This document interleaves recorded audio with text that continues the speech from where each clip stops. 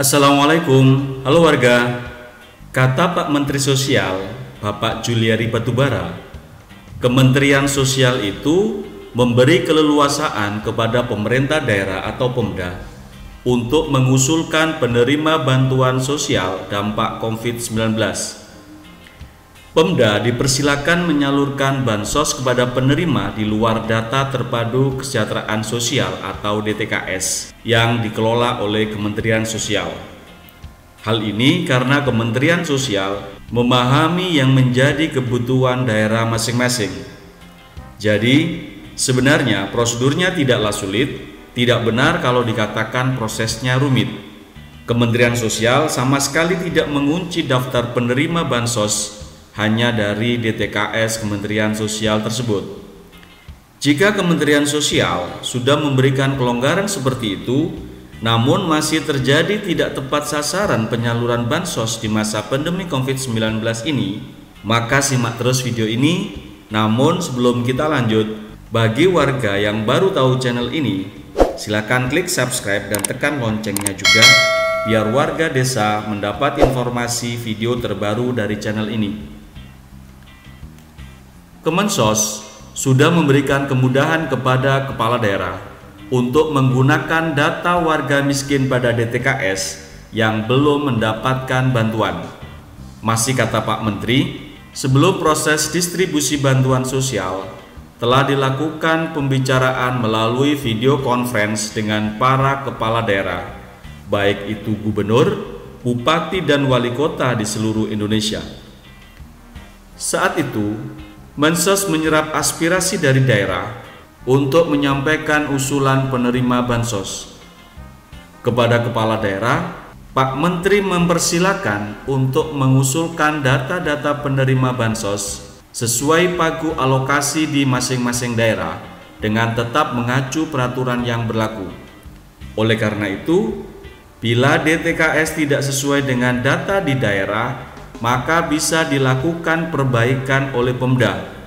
Sebaliknya, bila ada penerima bantuan belum tertera pada DTKS, maka bisa diusulkan agar masuk DTKS. Kemensos sudah menerbitkan berbagai petunjuk pelaksanaan agar Pemda memiliki keleluasaan dalam mengusulkan penerima bansos. Misalnya, melalui Surat Dirjen Penanganan Fakir Miskin nomor 1432 tanggal 17 April tahun 2020 tentang alokasi pagu penerima bantuan sosial tunai. Dalam surat tersebut diantaranya disebutkan bahwa usulan calon penerima bansos tunai dari non-DTKS adalah keluarga yang terdampak pandemi COVID-19 yang dinilai layak menerima bantuan dengan dilengkapi data lengkap, by name by address, nomor induk kependudukan, dan nomor HP. Pemda juga bisa menjadikan surat edaran Komisi Pemberantasan Korupsi atau KPK sebagai acuan untuk mengusulkan penerima bansos di luar DTKS. Surat yang dimaksud adalah Surat Edaran KPK nomor 11 tahun 2020 tentang penggunaan data terpadu kesejahteraan sosial atau DTKS dan data non-DTKS dalam pemberian bantuan sosial ke masyarakat. Surat edaran KPK tersebut memperbolehkan penyaluran bansos baik berupa uang maupun barang maupun bentuk lainnya untuk masyarakat miskin yang berada di luar DTKS. Pemerintah daerah tentu saja memberikan instruksi kepada kepala desa melalui camat untuk mengusulkan nama by name by address. Jadi, bola pengusulan berada di desa masing-masing.